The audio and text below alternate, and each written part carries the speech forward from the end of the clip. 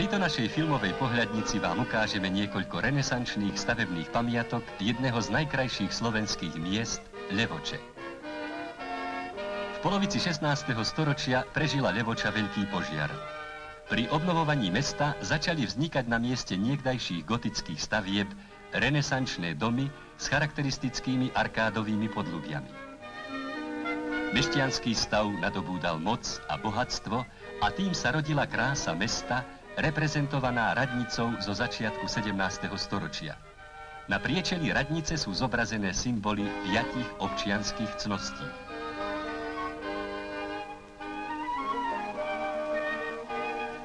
Dnes je v týchto historických miestnostiach Spišské múzeum. Renovácia levočských pamiatok nákladom 2,5 milióna korún trvala 3 roky.